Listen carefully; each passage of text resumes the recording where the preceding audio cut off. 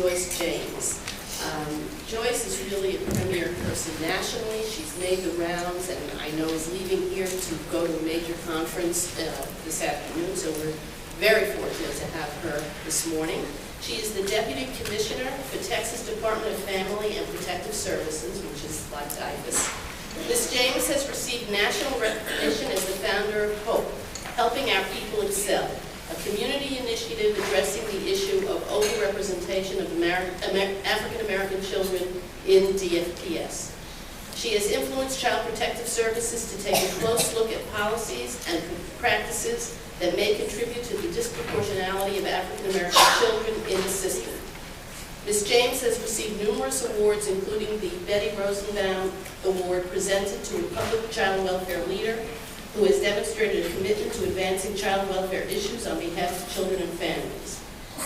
Ms. James is also a private child welfare consultant, and I would add that she's published some articles which I think are very informative about this issue.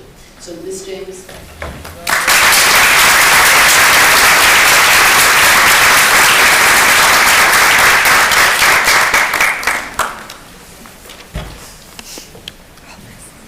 Good morning. Thank you. It's really a pleasure to be here with you today at this conference. And I want to say that there is nothing more that I'd like to talk about that creates more excitement and passion in me than the issue of addressing disproportionality. I want to just open my presentation by reading a brief section of the introduction from the Child Welfare Journal, special issue on disproportionality, just to set the context for how important the issue that we are addressing today really is. And it's just a brief introduction. African American children are overrepresented in this country's child welfare system through each decision point. And their outcomes in the system are very different than the outcomes are for white children. This is a cold, hard, indisputable fact that permeates through not only child welfare, but also criminal justice, special education, and other systems. But it is not only a fact. We have lived with this blight for a long time, condemning not just our child welfare system, but also ourselves as American people.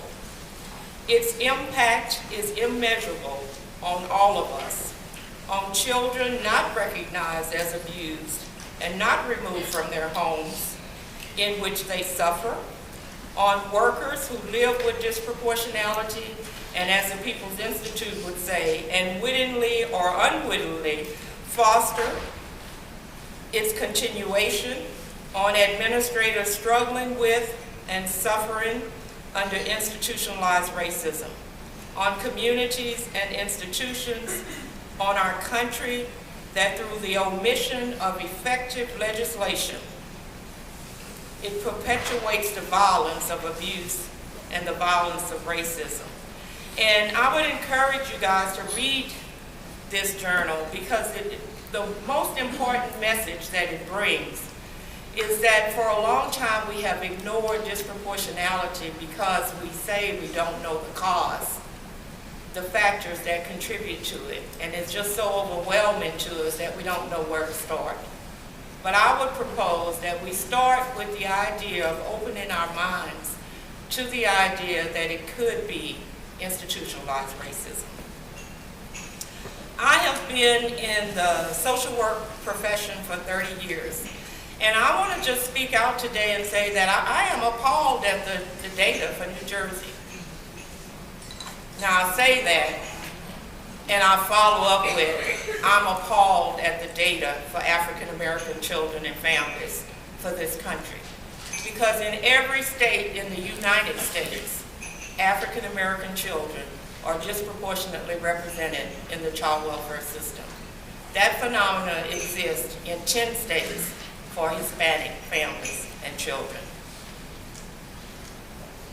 I have worked in this system at every level, starting my career as a frontline caseworker and moving up the ladder to my most recent position of Deputy Commissioner in January of 2009. I was the Child Welfare Director for Texas for 5 years prior to my promotion this year. And one of the things that I asked for and accepted the promotion was that I would be able to continue to lead the work of addressing disproportionality.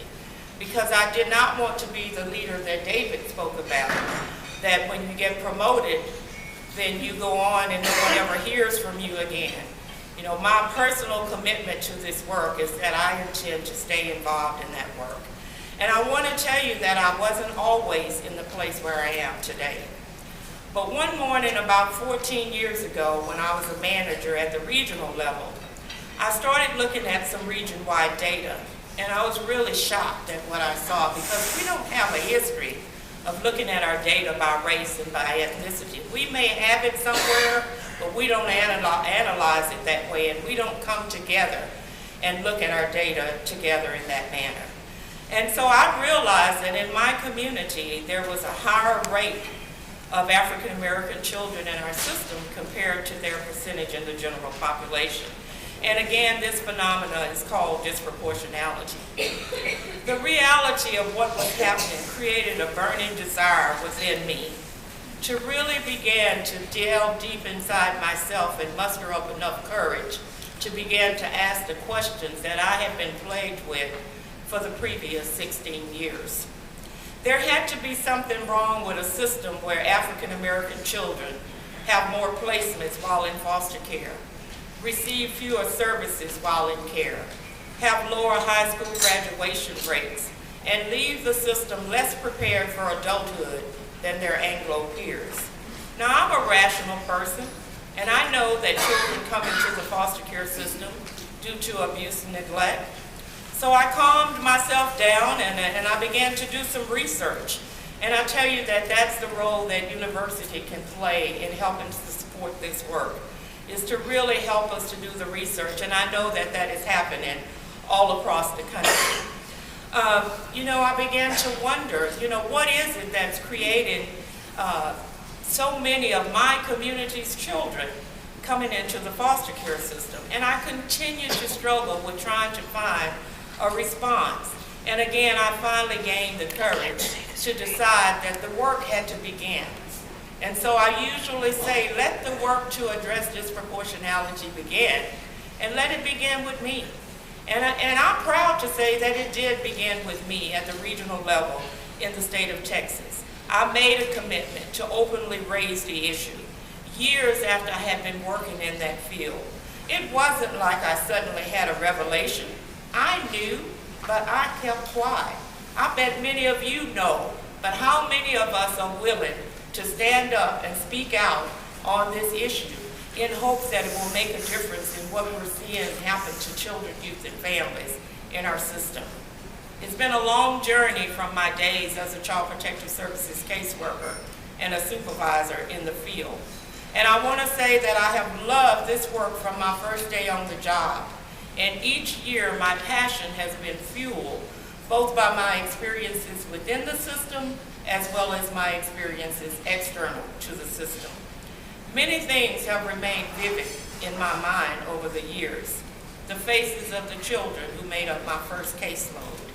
Jimmy, now deceased, Rebecca, Tanya, Curtis, Linda, Brenda, Karen Morris, and many more, the majority of whom were African American teens who had been in the foster care system for far too many years.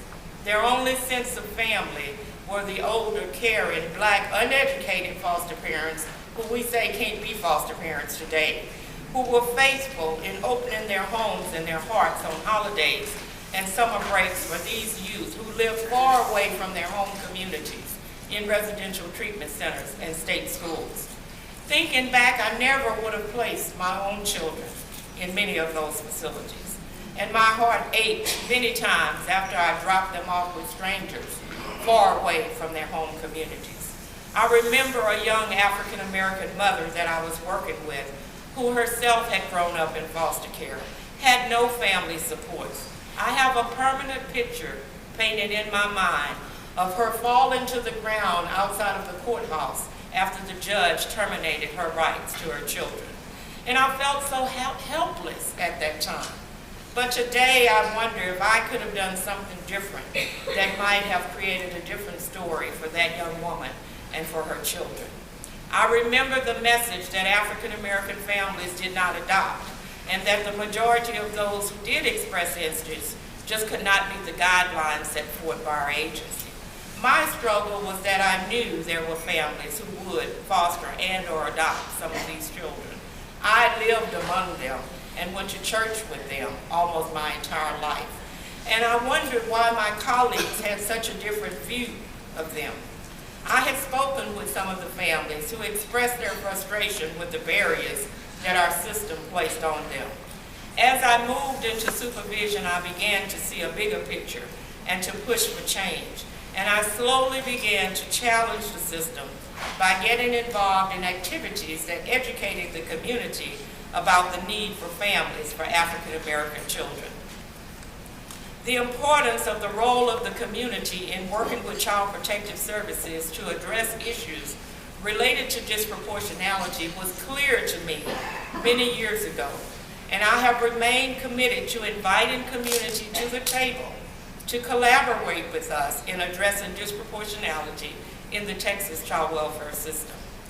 With our work efforts, the back of the system began to change, and I slowly began to realize that our work was not reducing the number of children coming into the system, and that the need to question practice on the front end, including looking at data by race and ethnicity, was going to have to be part of our work effort.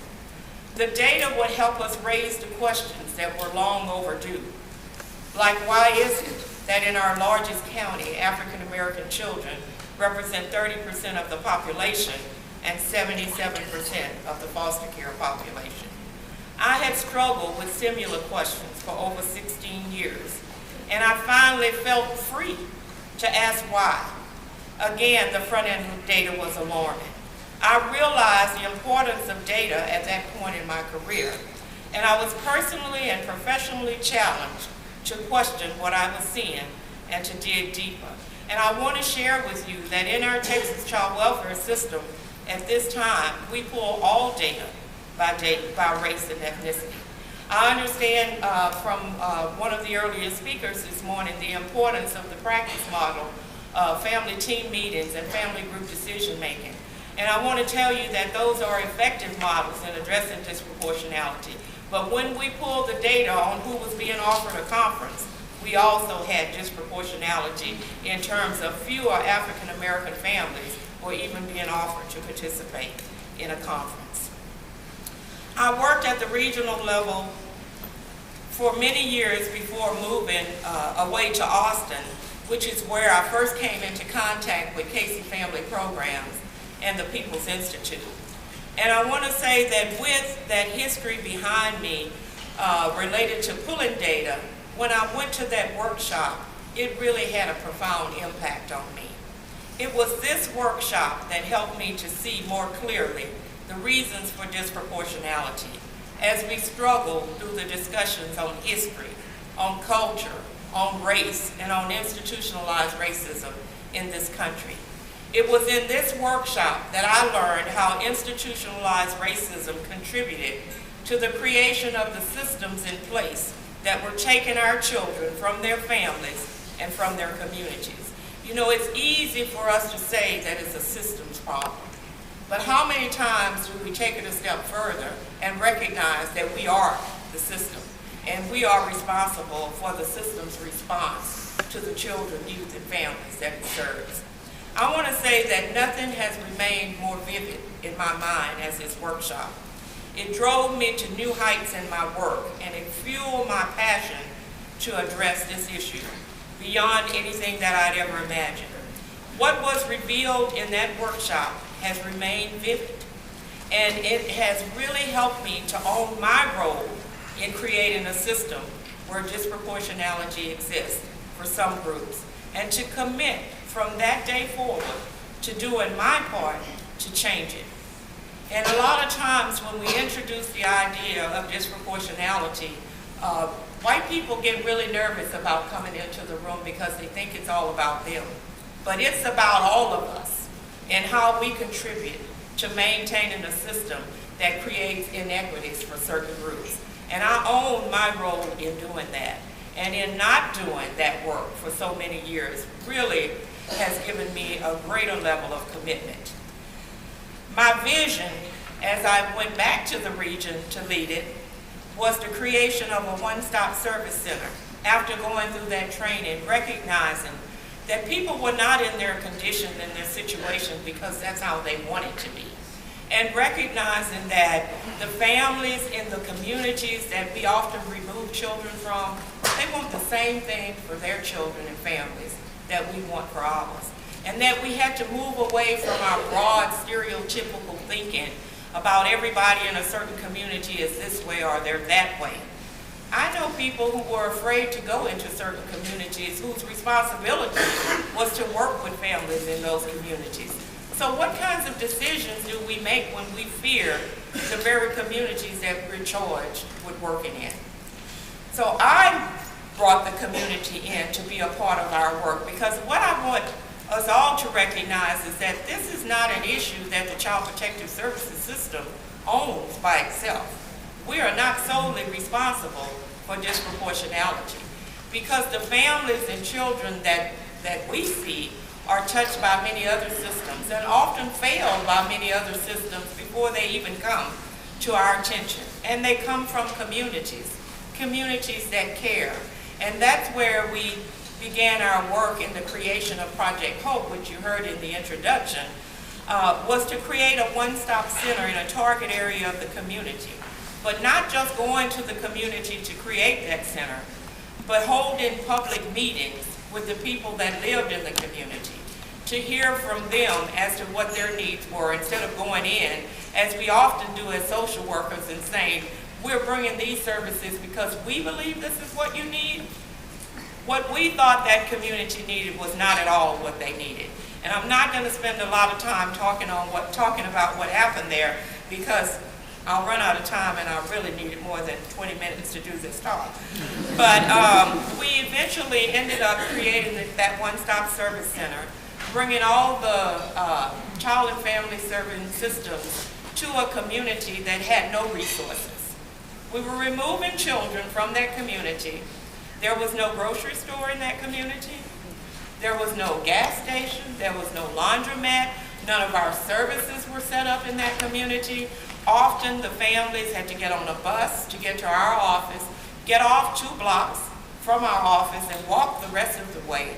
Did we ever consider the rain, the cold, the heat, that these people may have children who were sickly, yet when they didn't show up for visits or they didn't show up for other appointments, whose fault was that?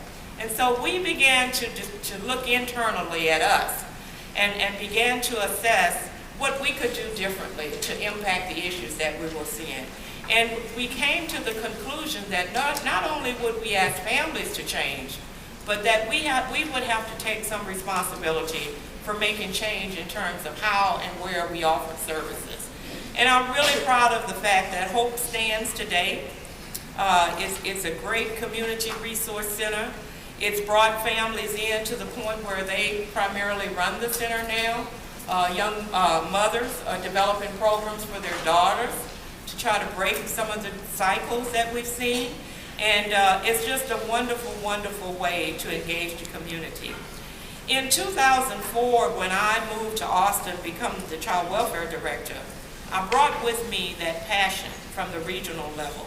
Honestly, I never dreamed that I would move away from my community, that far away from my mother.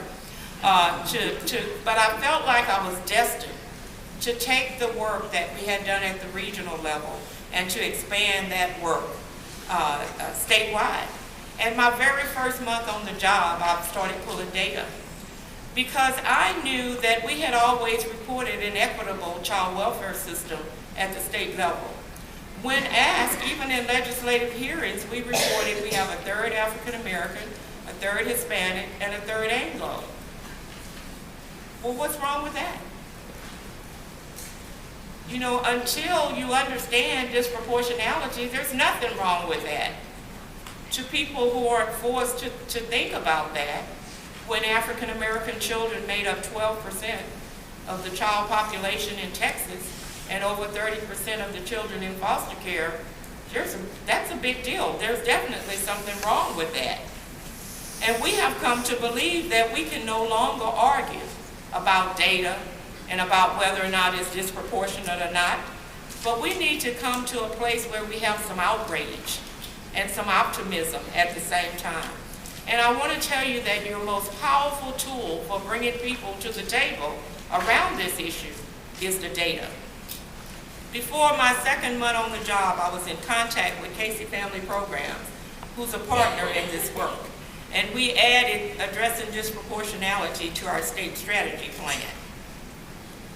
But I want to say that it was the Undoing Racism training that moved me to speak on behalf of this issue.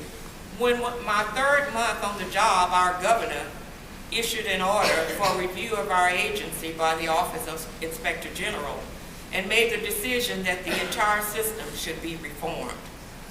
It was that knowledge and understanding of what we could do with that data and what the data meant that really led to my ability to introduce the data, to be able to go down and testify before the legislature about disproportionality, about the definition of it, and to really bring some of these issues to light that brought about massive reform with multiple legislative mandates for broad systems improvement. And in 2005, the Texas legislature passed a law requiring us to address disproportionality in the state of Texas. Now, the first requirement was that we would do an assessment of our enforcement actions. And if they were disproportionate against any particular group, we would develop a remediation plan. Like most of us, members of the legislature and our Health and Human Services Commission thought that we had disproportionality because of poverty and because of issues related to single-parent households. And so part of the requirement for that assessment was that we would factor those things in. And if we still had disproportionality, we would develop a remediation plan. Well, we factored in poverty, and we factored in single-parent household, and we still had disproportionality.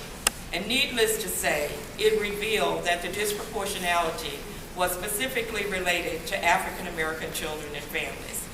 Our remediation efforts were directed towards CPS leadership development.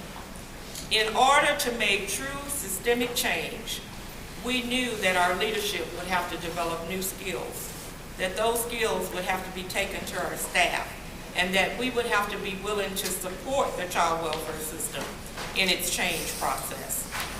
The Texas Child Welfare Leadership Team came together in partnership with Casey Family Program, the People's Institute, community representatives, university partners, other child and family service systems, and more importantly, the youth and parents who were impacted by the work that we were doing, by the inequities that we had identified within our system.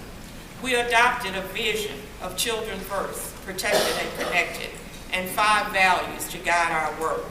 And our vision and values to this day serve as a guide for change, and it's helped us to align that vision and values with our practice. We made a commitment to anti-racist practice. We acknowledged institutionalized racism and the role that we as individuals played in it. We created, with legislative authority, a state disproportionality manager and disproportionality specialists in every region of the state. Targeted in the sites with the greatest disparity, community advisory boards were created and have since expanded to a state-level advisory board and a regional advisory board across the state. The community is our strongest advocate in this work. And I want to just share that we had a vacancy in one of our disproportionality positions that we weren't going to fill because we were having some issues related to needing to slow down our hiring process.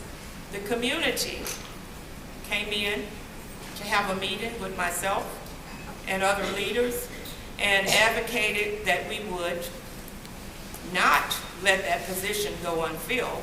And their message was, you have invited us to the table. You have said this work is important.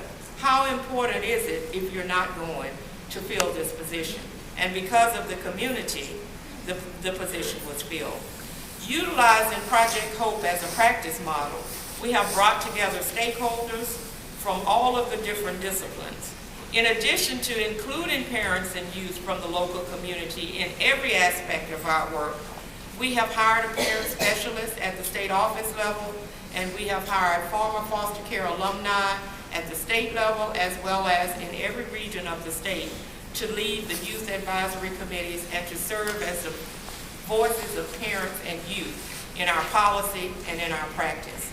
We openly share data, and we work as true partners to identify solutions that break down barriers to services. We share the stories that reflect our values and daily practice, and we are promoting best practices that impacts disproportionality. Beginning with the child welfare leadership, our state has used the Undoing Racism training to increase the cultural competency of our staff. It is our belief that if specific anti-racist principles become internalized by individuals and by organizations, the ability of our child welfare system to address disproportionality in a sustainable way is advanced. Multiple layers of management in child protective services have gone through this training. As a matter of fact, we've trained over 3,500 staff and community members in the Undoing Racism workshop. And we use some of our captive funding to support the training. And so if you look within your organization, there are funds that you might be able to leverage to support this training. Conversations now flow freely about race and racism, and staff are acknowledging internal racial superiority and internal racial inferiority, which is a very, very critical part of the organization. You know, it speaks to how each of us contribute to maintaining systems of inequity. This work requires a willingness on our part to engage in courageous conversations on disproportionality and its root causes. And one thing that I want to say about the training is that we never had conversations that we had like we had when we were in the training. And it was the Undoing Racism training that opened the door for those conversations to begin, where we, people of all races, felt, I won't say completely comfortable, but felt that we could struggle through our discussions about race and racism. And it was that workshop that opened the door for us to continue those conversations. And there has been nothing more powerful in our work in Texas than our ability to keep those conversations on race and racism going. Disproportionality is a systemic issue, and we know that it's not solely a CPS problem. Individual, cultural, and institutionalized racism help to create the systemic conditions and factors that sustain fundamental inequalities at every level in our system. These same factors contribute to placing children and then keeping them for far too long in the system. This recognition is at the heart of systemic improvement and the work that we're doing in Texas. Openly sharing this message has made our staff more comfortable in their discussion of this issue. It does not downplay the fact that we have to take some responsibility for creating the system. But we must also know that a community response, as well as a response from the other systems, is absolutely critical, and that we have to have a shared commitment to finding the solutions to this issue that has plagued us for far too long. African American children were not even in the foster care system until the early 60s. And by the 1980s, we made up almost 50% of the children in the foster care system. And so it speaks to the fact that the system was not designed to serve us in the first place. And as the doors to the child welfare and other systems began to open to people of color, we didn't change our response. We continued to operate in what we were proud of at one time as a colorblind approach to how we work with families. We treat everybody the same. Well, I'm here to tell you that that doesn't work, and that we really have to come together and collaborate and partner and begin to have a different and a new conversation about this work if we're going to make a difference. We still struggle in Texas. We have not arrived. We're really proud of the fact that since 2004 we have seen a decline in disproportionality in the state as a whole, and specifically in those areas where we have done our site work. But there's still a lot of work to be done. We know that a collaborative response is absolutely necessary, and that we have to have those internal shifts in our system as well as in other systems, that we have to be strategic in our organizing efforts to bring other systems to the Undoing Racism training. Because I'm in a university, I'm going to try to close here with a story because I'm sure I'm out of time. But we have been really strategic about bringing other systems into the Undoing Racism training in hopes that those systems will go back and begin to look at their data and look at whether or not there are areas that need to be addressed. Because we know when that happens that it creates a better response for our children, youth, and families when they're touched by those other systems. The Texas State University, which is the primary university in Texas that trains educators, sponsored an Undoing Racism workshop. And at the end of that workshop, they decided that they needed to train their educators differently. Because part of the conversation that occurred in that workshop was around the failing of Hispanics and African Americans in the public school system, and the fact that they represented a large percentage of dropouts and that they were fewer in number in terms of going on to college. And so from that workshop, the folks in the education department at the university made the decision that they were responsible for training their teachers to go into the classroom to teach African American and Hispanic youth in a manner that might impact the percentage that would go on to complete high school and the percentage of those students that would go on actually to higher education. And so we're seeing a rippling effect in all of our other systems. Our judges are on board. They are going through the Undoing Racism workshop. They're looking at the data in their court systems and questioning their lawyers and CASA volunteers who are part of the court process, and really being consciously aware of the fact that institutionalized racism exists in all of our systems. And so, you know, there's not enough time to talk about all the things that I would really love to talk about with you today. But I want you to know that I have come to believe that the world can be changed through training, through partnerships, through engaging families and youth in the community, and the lives of children and families can be changed through the better if we are willing and committed to do those things. I have witnessed these life-changing experiences among my staff, my peers, and my colleagues, and I'm witnessing the impact that that can have because of the changes that we're seeing in the data related to our work to address disproportionality. So I want to thank you again for inviting me to be here today. I want to say that hopefully next time you have a panel, and what I did today was try to share part of my story with you, my personal commitment and my journey on this work. But I would hope that, you know, everywhere I go, there's a panel of black folks telling their story. Until we get to a place where we all have a story to tell, we're not going to be as far as advanced as we can be on this issue. We need people of all colors who have a story to tell. And I'm not saying you don't have one, but if you're not telling it, as far as I'm concerned, you don't have one. And so we need everyone speaking out on this issue, and that's what it's going to take to really impact this ugly issue that has created separation of families and poor outcomes for certain groups across this country.